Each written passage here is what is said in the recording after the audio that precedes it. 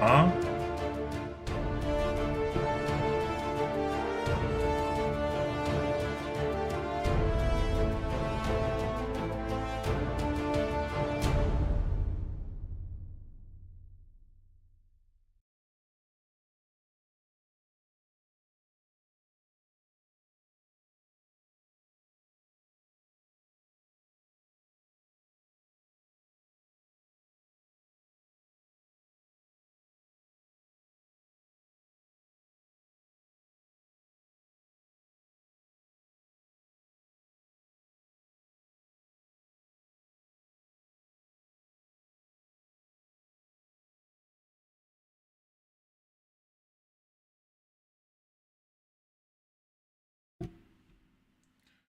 Okay.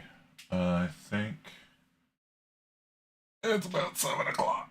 It's about time for me to get started. So, D&D prep. It begins. Except I don't have I don't have my PDF open. So let me go open that real quick. It's gonna have a pretty big impact on my ability to do the thing I said I was gonna do. Herp to der. Alright. So, oh man, why is my brain poop today? I hope it gets better. D&D first edition A4 in the Dungeon of the Slave Lords.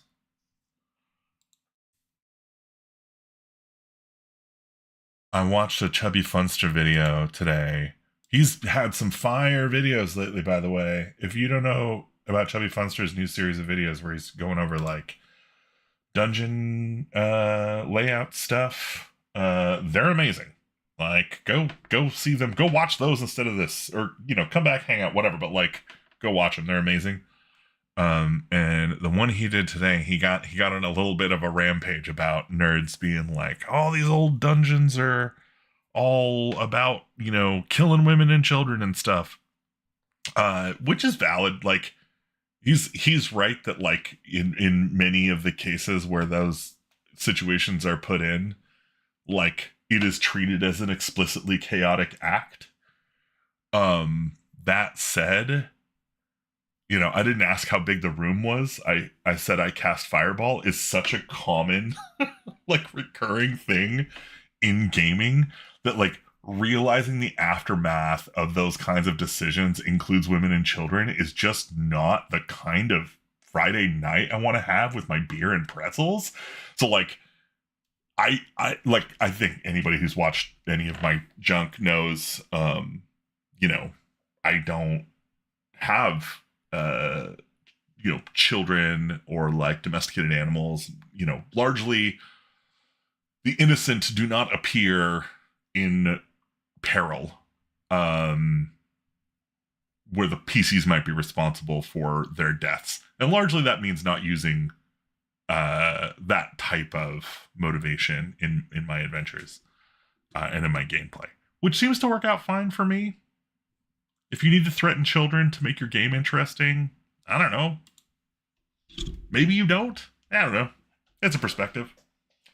Anyway, already off to a great start, saying nothing about what I'm actually doing. So today is my second kind of foray into doing my D&D prep for an Old School Essentials run through of the A series of adventures from Advanced Dungeons and Dragons. The A series is, of course, the against the slave lords kind of setup. So we've already run 1 and 2. I have a bunch of videos about prepping for 2, and my buddy Austin is currently running 3. So A3 is currently in progress, and he is running that to some great effect, actually. I had a lot of fun in the last session. But that means that we are coming up on the time where I will need to run A4, the grand finale of this this campaign. And so I've been doing a little bit of reading. Last time on this thing here in the stream, I kind of prepped by getting the locations kind of keyed up, so it should be pretty easy for me to just go through. And I think today my main goal is actually going to be not keying the objects, but putting the monsters in the database. And so, yeah, I'm just going to go through this module and look for stat blocks. And then we're going to insert those stat blocks into the campaign database so I can at them when I'm doing the keys and have those references on hand. So yeah, this will be my phase 2.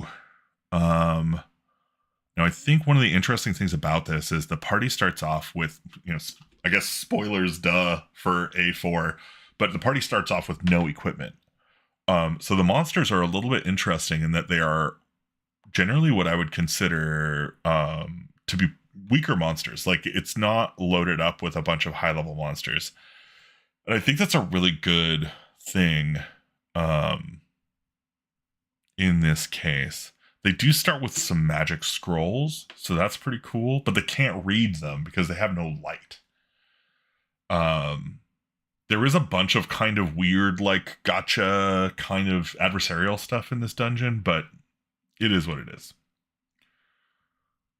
So I think we start in 1, and I don't see any stat blocks in 1, which I think makes sense.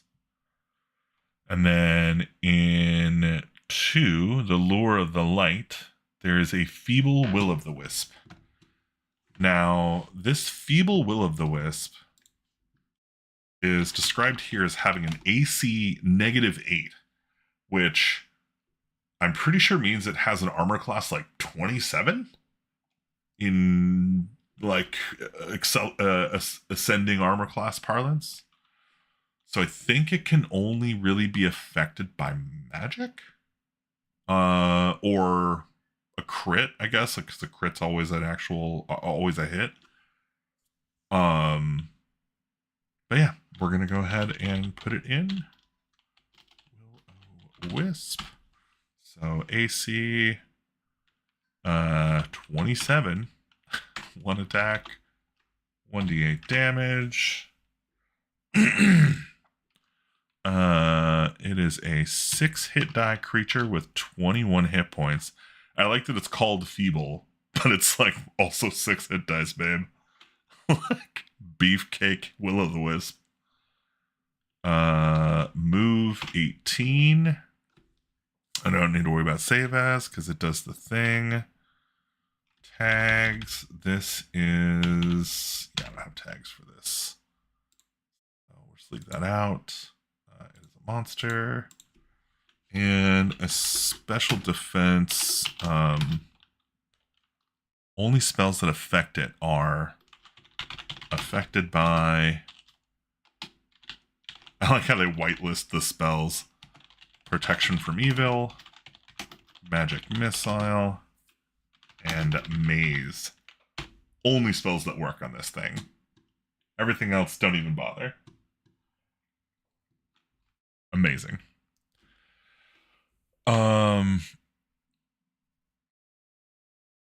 Yeah, it tries to draw them into 3. And so here we get our next monster, which is the Adult Sandling. It says there aren't any sandlings, like the children sandlings can't be hurt and don't really affect the PCs. So I think we're good. 16 armor class, number of attacks 1, does 2d8 damage, which is kind of a lot. 4 hit dice, 20 hit points, moves 12, parentheses 6. Oops. Don't need save as, don't need any of that.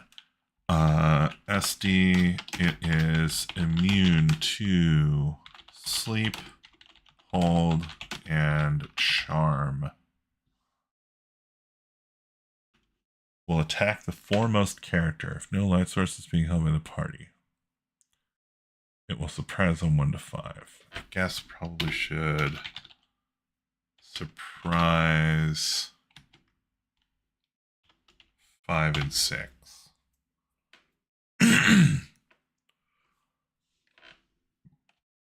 With no light. Otherwise, 3 and 6. Okay. Cool. And then the Will-O-Wisp will join it. And then if you get to the lair of the Will-O-the-Wisp, there's some useless junk in here. Amazing. Wealth of the Wisp. Lost treasure. An intact human thigh bone and about 2 pounds of pine wood.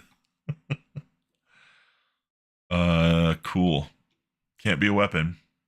All right, and then we get into the kobolds. Let's close this up. Have our adult sandling.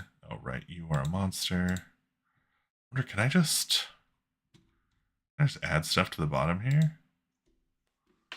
Can I do this even faster? Even easier? Even better? There's a tunnel coming in here with a Shrieker, which I don't think we have. So Shrieker is a monster. And it has AC 12. Number of attacks 0. Nil damage. Classic. 3 hit dice, but only 6 hit points. See, some of these, man, what are we doing? Move 1 inch? Like, I know what the Shrieker is. I know what it does. And, you know, so it's not like, oh, like what? But it is also kind of like, what? Like, do we need these stats for this guy? Will howl for 1 to 3 rounds if any non-kobold approaches within 10 feet. So, howls for D3 rounds if non-kobold within 10 feet. Okay. Also, am I spelling that correctly? I am. Cool. Page. There are 4 male adult kobolds in this room. I'm just going to put kobold.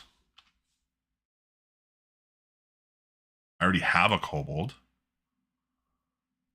But I think these ones are harder. A little bit harder. So I guess we will need to say male adult, I guess. And they have an armor class of 11. And they got 1 attack. Spear. It's a D6.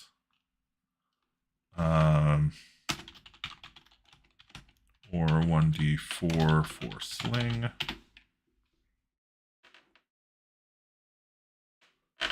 0.5 hit die.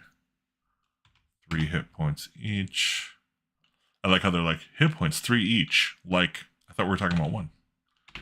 I can tell that it's each because we're talking about 1. Don't need to worry about save as. Type is monster. And I think that's it for these nerds.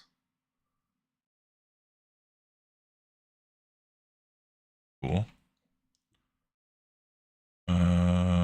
There are 2 kobolds in this room, a male and a female. The female has literally 1 less hit point than the male, and that's the difference, except that she can use a club that does the same damage as a spear and cannot use a sling stone. I'm just going to treat them the same. I don't think there's a reason to distinguish between the male and the female kobold in this way. That seems like extra work that I don't need to do. And then the nursery, we have a bunch of so here's what we're gonna do. There's 4 young kobolds in this room. If the layers attack, the female will hustle the children in the west end of the chamber and will take a defensive position between the stalactite columns that divide the room. She'll defend the youth to the death. Yeah, like, I'm not doing that. Just not doing that. So these will be strong kobolds, and these will be weak kobolds. And I'm going to use the weak kobold stat to represent the young kobolds in this scenario. I don't think there's another reason to do. I don't think there's a reason to do it any other way. In the chieftain's room, Kurtulmak. Wait a minute. There's a crude raised seashell mosaic of Kurtulmak, god of the kobolds. Kurtulmak. It's pretty cool. Clopt Alons, Cloptalons is the chieftain. So nobody's gonna remember that name. Hi, Mom. Hey, Foster. Good to see you guys. Thanks for coming by.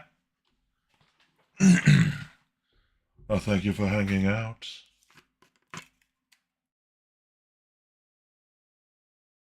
Drink water. Stay hydrated.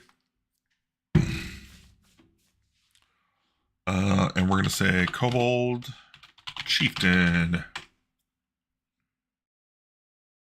Back up here to our Kobold Chieftain. This guy is a monster. Also, did I finish filling out the strong? I did. We'll just go here. This guy this way. So he has an AC 12.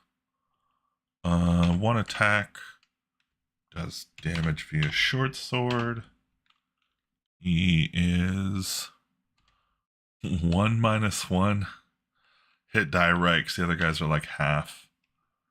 He has 6 hit points, and he's got movement of 6 inches. Cool. Clobbed wields an ancient short sword, a sacred tribal relic which his father had for generations. He is also the only kobold with a shield, an elaborate affair made of hide and bone. That's pretty cool. There's some treasure in that room. Pool of pitch. Cool. All right. I think we are good with our kobold set here.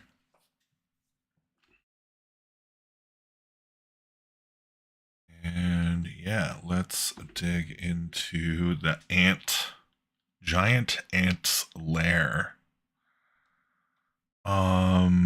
7 worker ants and 2 soldier ants. Okay. Oh yeah, these ants are dangerous. Do I already have ants here? I don't think I do. Rat. Nope. Okay, cool. Let's pop a new one in here. This will be ant giant.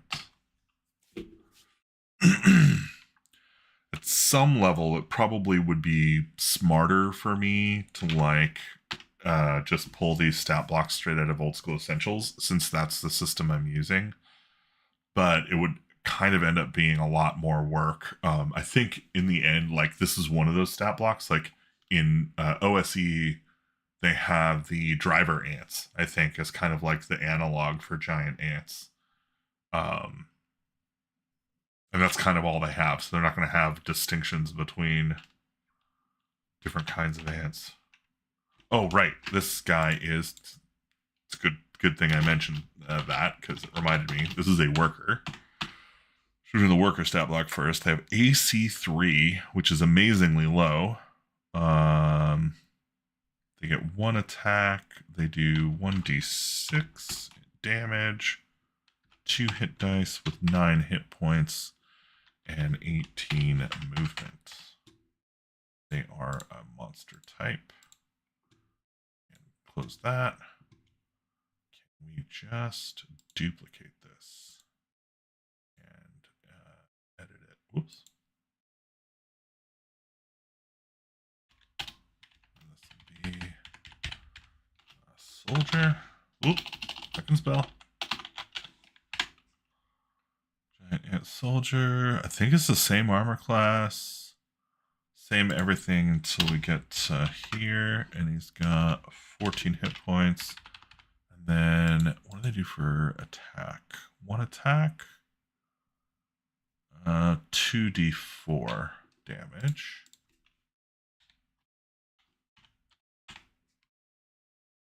And I'm going to put special attack. So it says if mandibles hit, soldier ants will attempt to sting for 3d4 points of damage. Save versus poison to 1 to 4 points.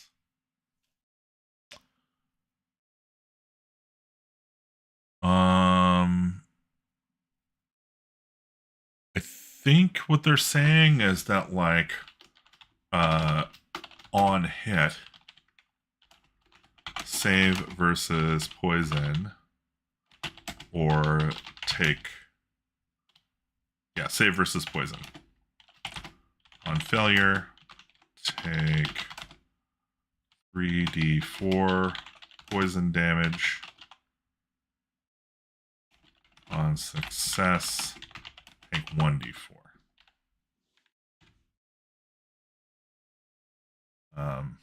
I don't love that. I don't love the way that's worded. I don't really love the mechanic, but it is what it is. That's what's there. Also, I do like venomous bites and stings. I love describing like the coursing through their veins stuff and like your blood is on fire. That stuff always gets a rise out of people. Always weirds people out.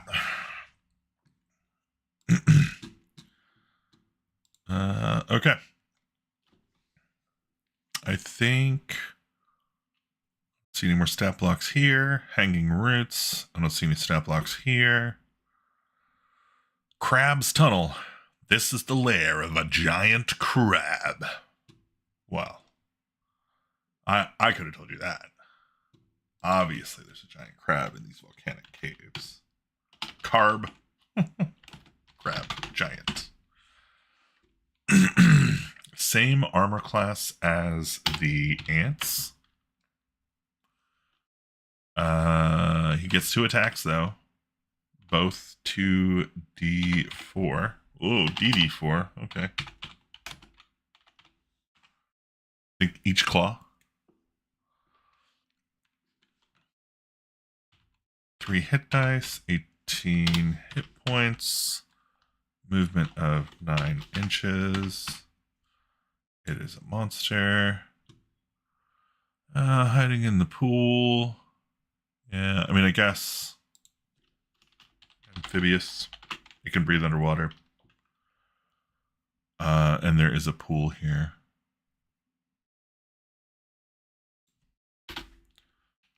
4 and 6 to surprise from water.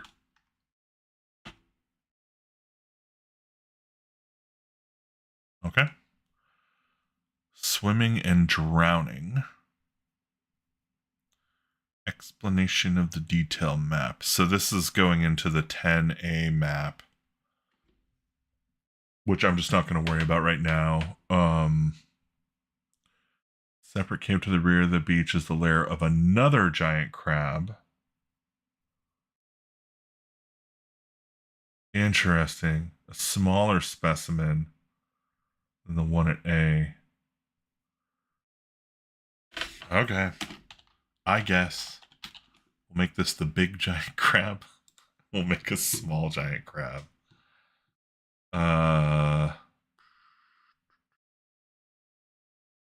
Duplicate.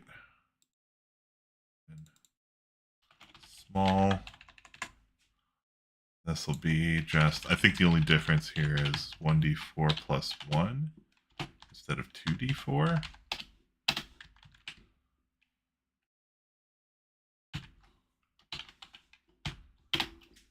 Let's check here. Okay, yeah, then he's got 2 hit dice, half the hit points. Still surprises on a 1 and, or 4 and 6. A dead end, a death trap to any who swim this far without extra air. Yup. Man, making them swim, that's so rough. I'm pretty sure the party's going to TPK this dungeon. We are not known for getting through this kind of stuff. I'm going to look and see if this Shrieker is like the other Shrieker. If it isn't, I'm going to make a judgment call on whether or not I need to have 2 different Shriekers. Got the same AC. Yeah, look at this. So I have a feeling that the reason that this is this way is because the other one is supposed to be malnourished or something. But I think the right value here is 19. I'm going to give it 19 hit points. I'm going to give both of them 19 hit points. No reason to have a 6 hit point Shrieker. That sounds stupid. It's a 3 hit die creature. Yeah. Fix it. For all I know, it could be a typo. There are plenty of typos in these things.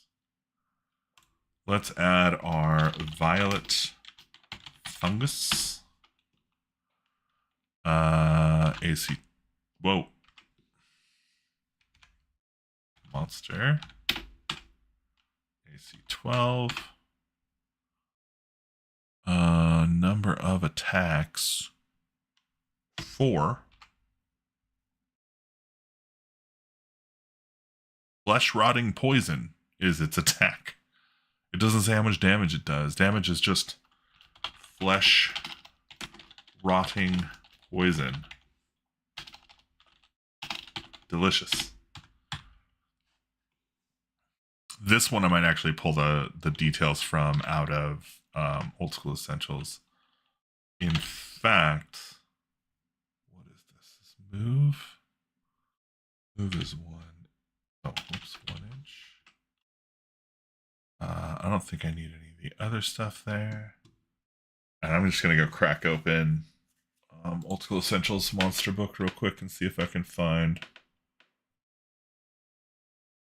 the monster I'm looking for and see if it's got a good...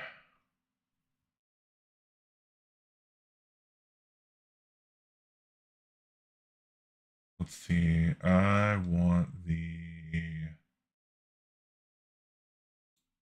I think in the player resources, I'm going to have the Classic Fantasy Rules Tome. Oops, excuse me.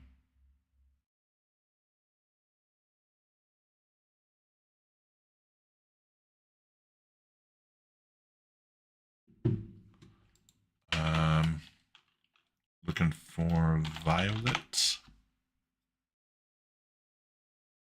fungus.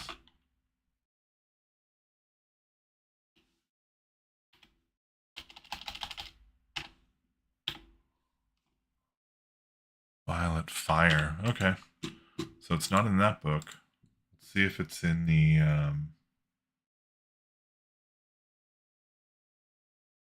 see if it's in the advanced monster book. Advanced expansion set. Okay, cool. It does show. Well, that's nice. It's showing the. Right. Yeah, let's look for violet. Violet fungus. Here we go. Rot. Tentacles, rot, flesh. Save versus poison to avoid. If save fails, the damage inflicted by the hit can only be healed by magic. So, okay. So that's the OSE style. So it actually does damage. It's 2d4 damage. And then it also says it only gets 2 attacks, though. And then if we look at D&D first edition book. Let's see here. Edition monster manual.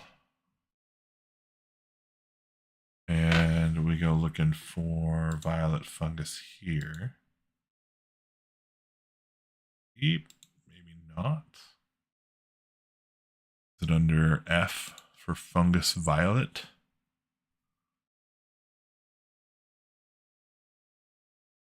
Yep, here it is.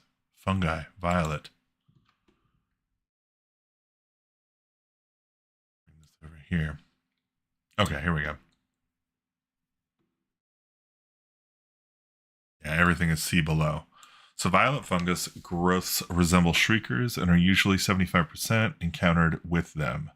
The latter are immune to the touch of violet fungi, and the two types of creatures complement each other's existence. Violet fungi favor rotted animal matter to grow upon. Each fungi has 1 to 4 branches, which it will flail out if any animal comes within 1 to 4 foot range. The excretion from these branches rots flesh in but 1 melee round unless a saving throw versus poison is made or a cure disease is used. The branch length, yeah, just rots flesh. No explanation. I kind of love that, but some part of me thinks that's amazing. Another very real part of me thinks that's just stupid. So I think what I'm going to do here is we will have our rotting, but I think we're just going to make it. I think we're going to make it like the other one. So it's going to have 2 stocks, 2 tentacle stock things. They'll do 2d4 each plus rot. Rot will get save versus poison or damage dealt. Can only be healed by magic. Okay.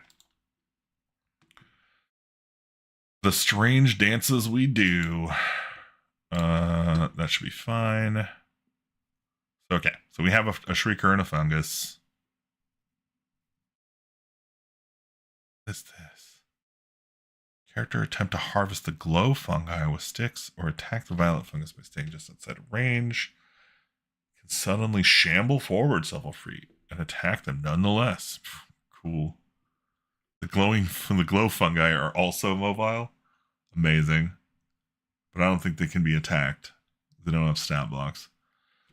Pool of the Old One.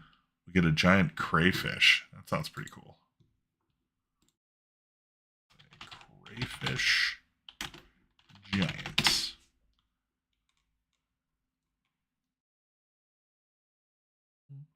It's a monster.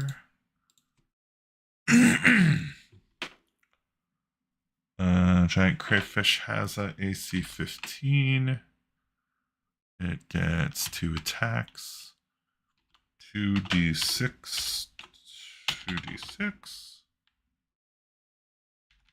Maybe it's a comma I should be using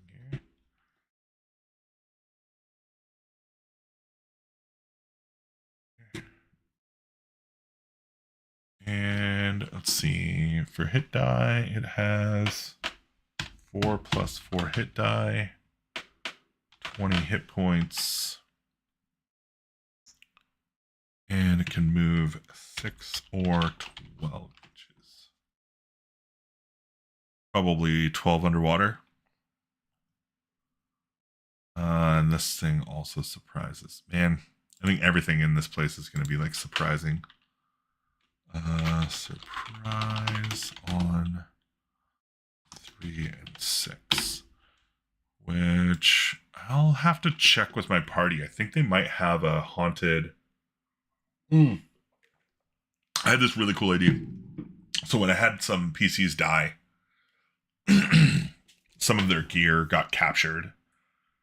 And so I had to prep for the next session, and some of the players were going to be coming back with new characters. And I was like, well, what if one piece of gear from each of the party members who died is haunted by the party member who died. And the haunting has something to do with how they were killed. So in the case of, so I think Agabald died just like overwhelmed by melee warriors. And so he had a ring of protection, and I made it a haunted ring of protection. And it's got like Agabald's like nervous voice in it, like always being like, oh, danger is coming. And so like, yeah, so basically like it gives the party a better chance of not being surprised. And then like I think Rhiannon's character, Gwendolyn, she got speared in the back. She was like going back into the room, and the hobgoblin she was fighting like speared her in the back and did her in. And so I was like, okay, well maybe she's got like she had magical plate mail. I was like, maybe the magical plate mail is haunted, and it has like you know, instead of, it's basically got like a +2 armor class against backstab. So if anybody tries to backstab the person who's wearing that, it's the spirit of Gwendolyn like warns them and kind of gets them out of the way. I don't know. I thought it was a super cool idea. I think that's the kind of stuff like that.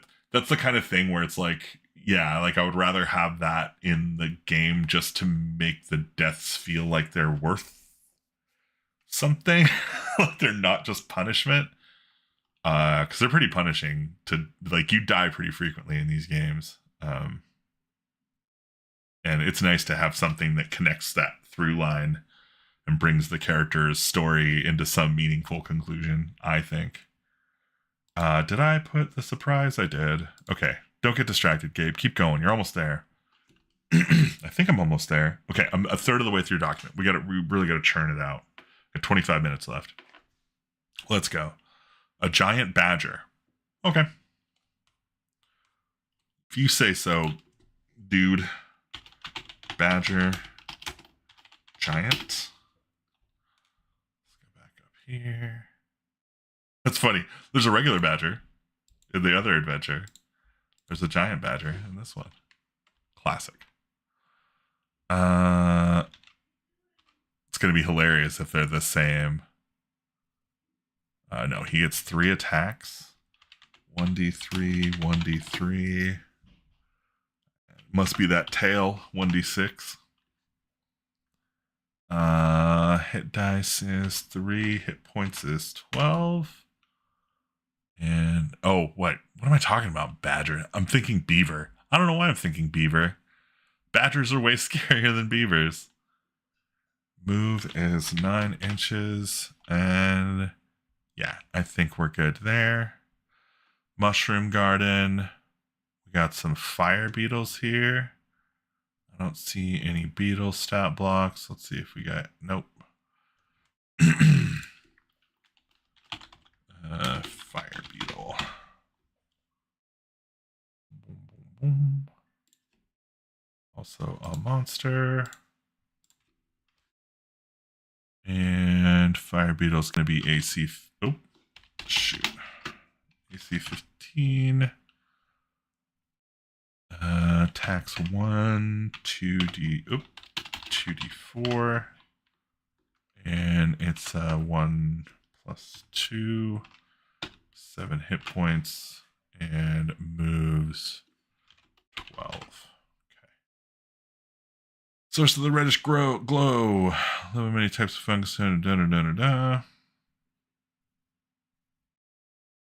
If removed, the 3 glowing glands from each beetle will radiate light for 1d6 days. That's pretty cool. Let's put that note in here. Can remove glowing gland,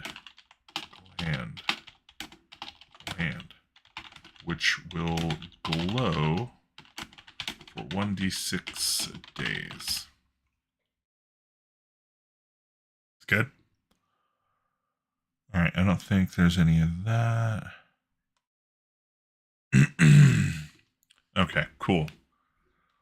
So, Shriekers, we've already got them. Zombie-like kobold. A rotting zombie-like kobold. We got 2 giant worker ants.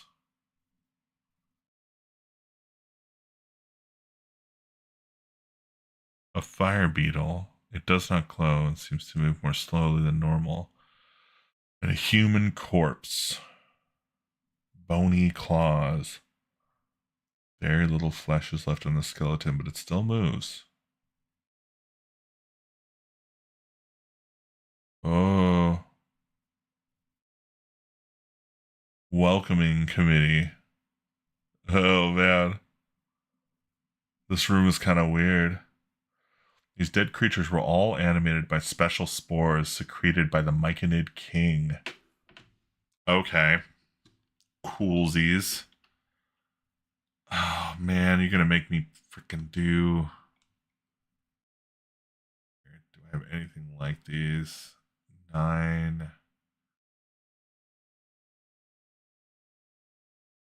Yeah, that seems pretty...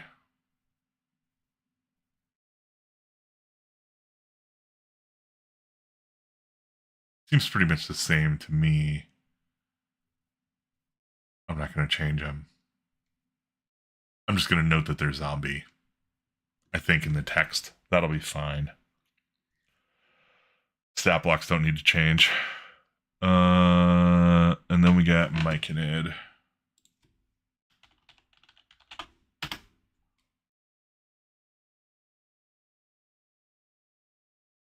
Now, Myconids technically are NPCs. I'm going to mark them as monsters because I think they're... Maybe you might suggest recruiting followers before starting the dungeon to avoid TPK. Well, so it's a good question. It's a good call out. The thing is in A4, there aren't any, like, they don't start with any equipment. They start basically having been captured and being dropped into a pit. So, like, the setup for it is that it's a tournament dungeon. And so it may not be a TPK. If it's going to be a TPK, it's going to be because they try and do something crazy like swim. Like, it's not, you know what I mean? Like, it's not necessarily that it's going to be deadly on its surface. It's just deadly because we're kind of garbage at decision making as a party. Like, we've done some pretty questionable things as a group. I feel like a lot of that comes down to, like, this group of people, the group of players, wants to enjoy the act of playing their characters, and they do. Whereas I think when this was written, the idea is that the players would be trying to survive the dungeon and be wily and defeat the DM's machinations. And there's just, like, there's a world of difference between those two objectives.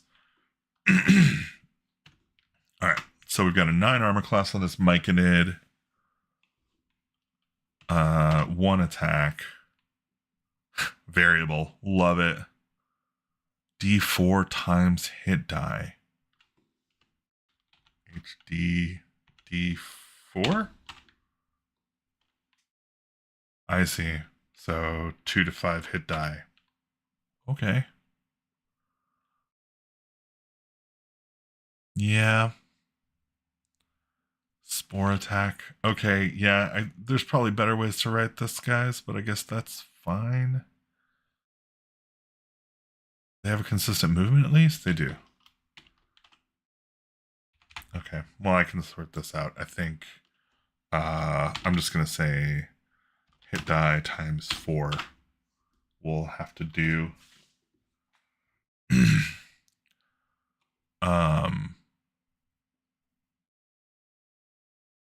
Yeah, honestly, the exercise of, like, playing this old stuff with the purpose of, like, it's actually really funny. Like, Austin, when he sat down to run the most recent game, kind of called that out. He was like, I've sat and thought about how I want to run this stuff.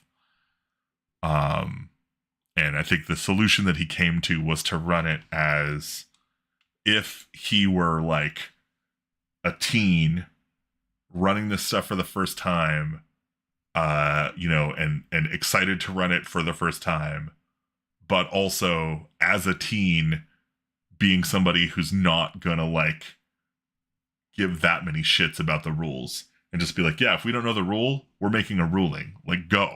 Like, we're playing D&D like we would have in the 90s or 80s before we had the internet. You know what I mean? which is 100% the right thing to do.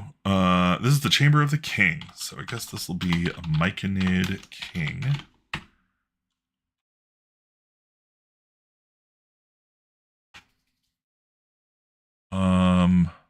Gosh, these guys are kind of squishy.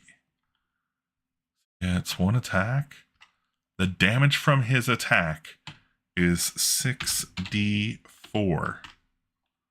I don't want to roll that many d4. Can I roll 4d6 instead? Yeah, he's got the Myconid, Spore Clouds, Poisonous Skin stuff. I'm going to punch that stuff in later. I'm not that worried about it. Okay, so he gets 30 hit points, which I think means this here should be hit die times 5. It seems more correct. It's a Bear Chamber, only lit by glowing fungus. Cool. All right. Half-grown roper. Half-grown groper. Go. Monster. You're a monster. 16. Let's see. Attacks 1, 2d6. Sticky strands that cause weakness. I feel like maybe we already have a stat block for this in OSE that might be better than the one I'm looking at here, but I'm not going to find out right now. I'm just going to grab this stuff and slap it in. Oh, damn it. I use a Mac all day for work, and then I come back to the real world and use a PC for gaming stuff. And I am always hitting my window button like it's the control button for at least like an hour and a half afterwards. Sucks. So copying ends up doing something else. Special attack this. Okay, let's copy that. Go to the half-grown roper. Paste here. And we'll deal with the actual results of that later. I don't need that. Whoops. That.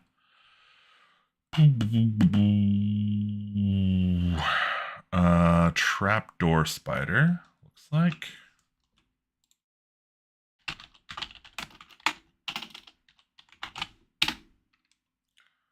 Trapdoor spider is a monster. And 6 is 13. Okay. Attacks 1, 1d6. It also has some poison. It's 2. 14 hit points. Moves at 18. Say poison. Save +1.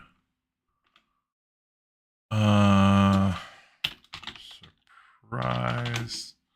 5 and 6.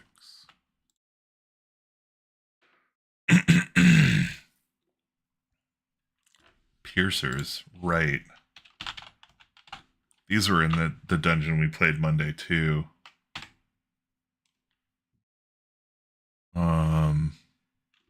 Although we managed to avoid them. God damn it.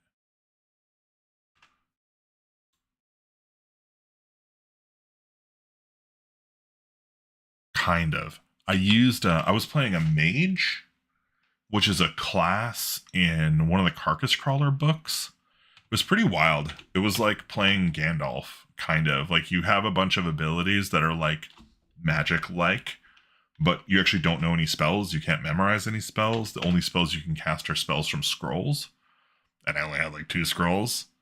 But one of your abilities is basically like fear or like rally, and it forces a morale check for enemies, which is pretty cool. But you can only do it like once a turn. So it was an interesting experience. I like, whatever. I expect most of my characters to die. In fact, I actually played a Gargantua fighter who died almost immediately. Just like went into the dungeon, bowled in, got hit, and got wiped out. It was dope. Okay, so here we are, Cave of the Bats. Cave Fisher lies in wait. Cave Fisher. Let's go up here. Cave Fisher is a monster. Armor class 15. Tax 2. 2d4. 2d4. 3 hit die, 15 hit points.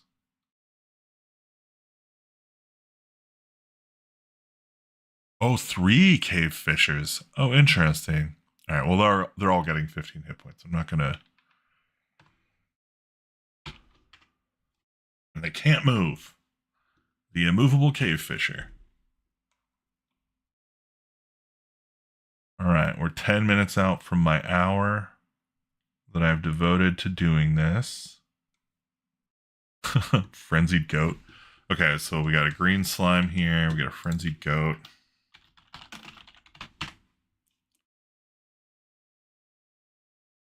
Slime monster. AC 10. Number of attacks 0. Damage, yeah, these guys are super weird. HD 2, 12, yeah, 15 hit points. And movement 0. Okay. Yeah. I guess this will be goat. Giant.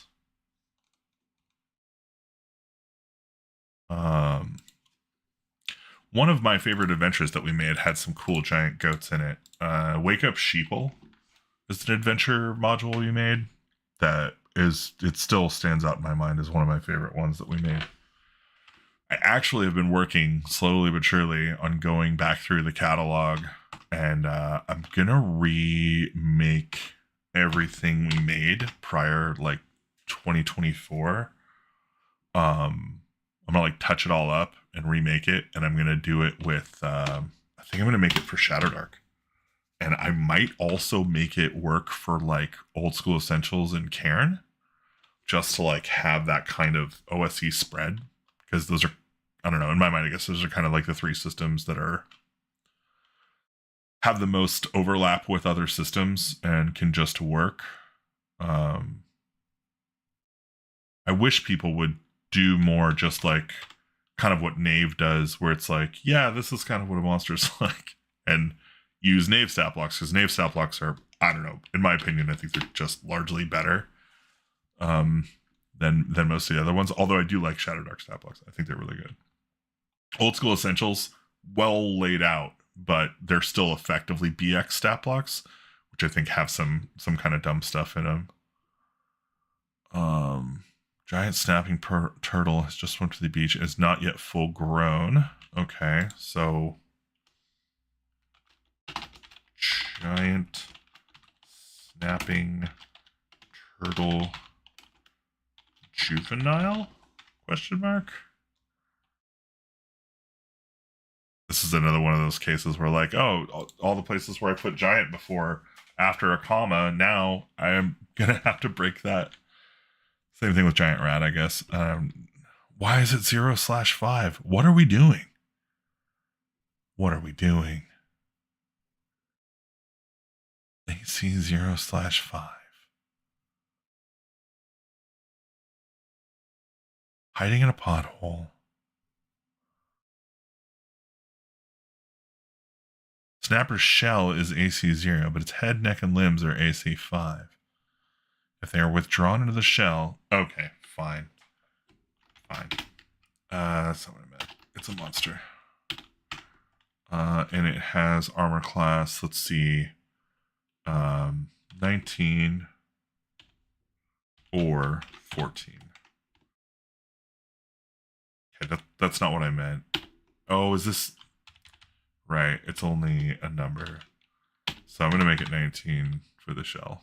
That's, or maybe I'll make it 14 and then I'll put a note in there about it being the other. And this is 3d6. 6 hit die. 25 hit points. And move is 3 or 2, I'm sure. And let's put a note here. In shell AC 19. All that stuff looks fine. Okay. Guards. Hobgoblins, Gnoll, Orc, Half-Orc, Bandit, and Thief. I think I might already have plenty of these. Yeah, I'll have to. I'll put these in. Those are like pretty straightforward. Ex-slaves. I think I've got those covered. Okay. Yeah, now we're getting into these are like the, oh, cancel. These are like the stat blocks for the actual slave lords. So Selzen Murtano. And NPC. Actually, yeah, NPC.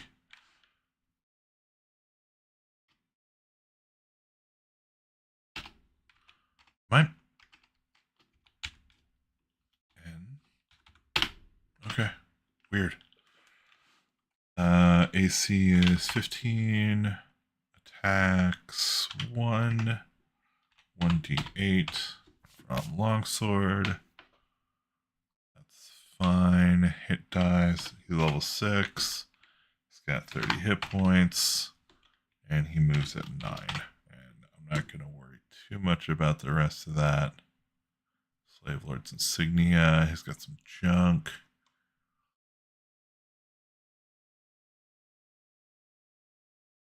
One is an ogre in a suit of banded mail. So ogre. I don't think I have an ogre in here yet. And he'll be armor class 17. Attacks 1, does 3d4. Hit die is 4 plus 1. And that means he's got 20 hit points. He can move 9. And then the other two are sergeants of the slave lord troops. Do I have? Okay, I guess I don't. Sergeant, slave lord sergeant, I guess would be the slave lord sergeant.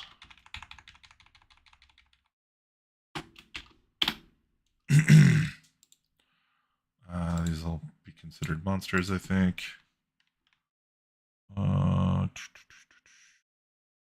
AC 15. Attacks 1. 1d8. Hit die 2. 12 hit points and 9-inch movement. Okay. Oh my god. Men at arms. Slave lord men at arms.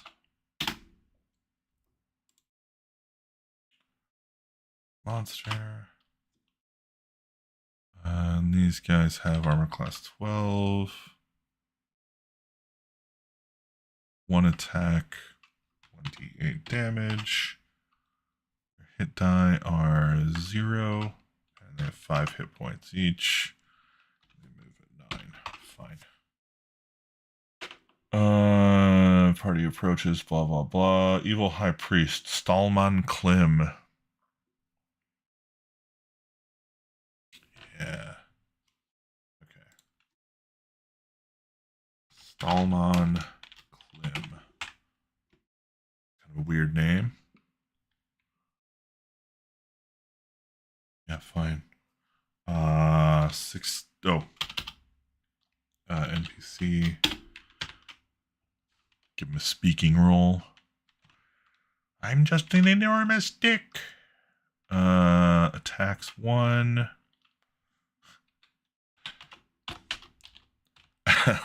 This is okay. So this is hilarious. See this little damage 4 through 9, and then they mark D6 plus 3. Like, why don't they just do that all the other places? Like, it's so weird how often they're just like 3 through 12 instead of saying 3D4. Pretty sure 3D4 is less letters. Maybe that's why. They had to fill that page. Hit die for this guy. He is a level 11 cleric. Holy shit. 3152. High priest of the Earth Dragon cult. Woof.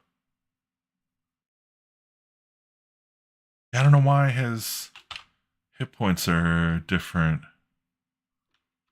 Huh. It is a text field, though. I think I can probably just put the same notation and maybe I can figure it out while I'm doing my prep.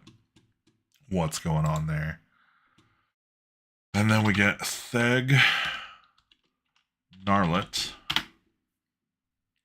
Some of these names are pretty incredible. Oh, I guess this guy's also technically an NPC.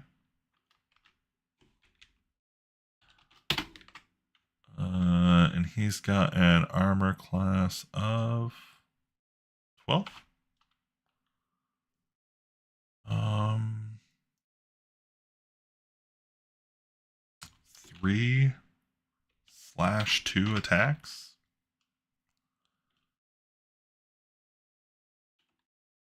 Huh.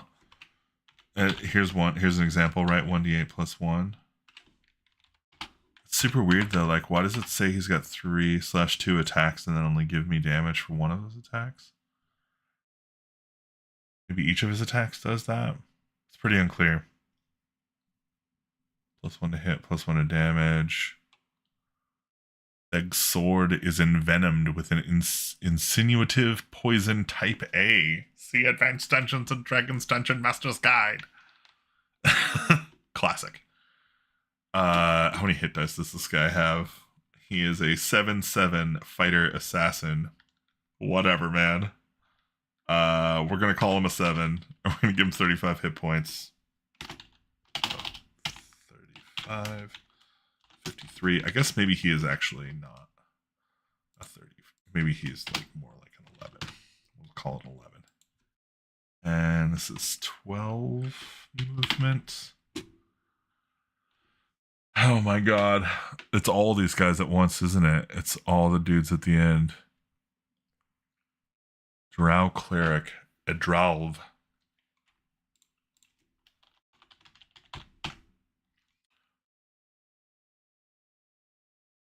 Edralv. Weird name. How am I supposed to get my mouth around it? Get your mouth around it. 14 armor class. He got 1 attack. Does D8 plus 2.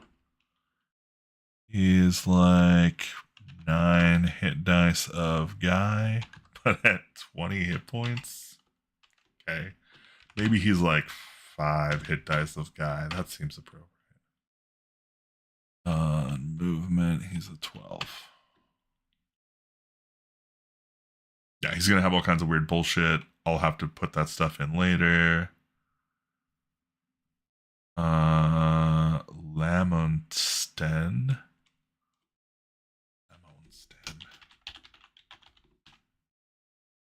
I'm gonna be reading about these guys. I feel like this is a weird, like, it just puts all this stuff at the end, like after you've kind of escaped the dungeon, which is cool, I guess. Like, 'cause at least then you've got your stuff back, maybe. But it does feel a little weird to just be like, oh yeah, just pile all this shit up at the end. If he must fight, he will use his dagger +1. That doesn't say how many attacks he gets. It must be 1. 24 + 1, I guess. His hit dice, he is a level 8 illusionist with 21 hit points. And he moves at a 12. Fine. And I think, oh my god, there's so many of them. Slippery Keta. Immediately dives overboard. She has an armor class 17. Oh, dang it. NPC. Armor class 17. She gets 1 attack. It is a D8. She has 10 hit die, 30 hit points. I'm just going to give her the 12 movement. We can sort out the rest later. And we have a monk, Brother Karen.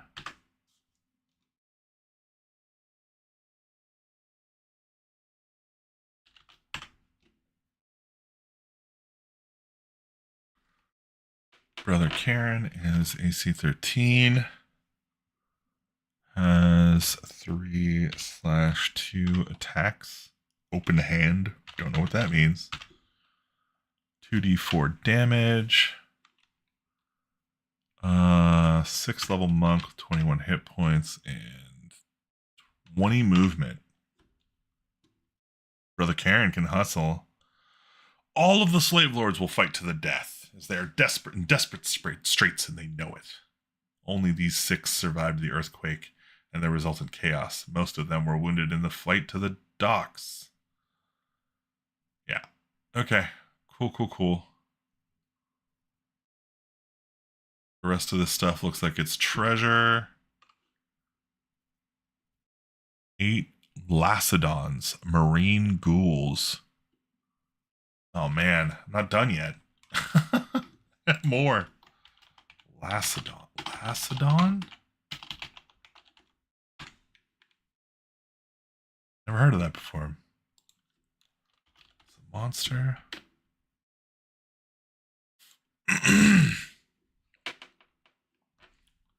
AC 13. 3 attacks. D3, D3, D6. Hit dice. 2, 9 hit points each. And move on 9.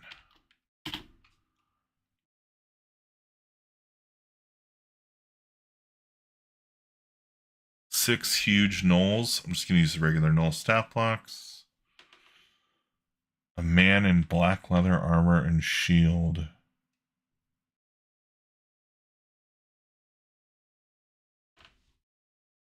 Okay. Gnoll leader? Question mark? Except that he's not a gnoll. It's so weird. Why would they do that? Oh, and I have another gnoll leader stat block too, so that's not even going to work. Who is this guy? With the gnolls as their leader, a man in black leather armor and shield. AC 7 is assassin who is only allowing people to pass to the boats if they will give him 50 gold pieces or more. Okay.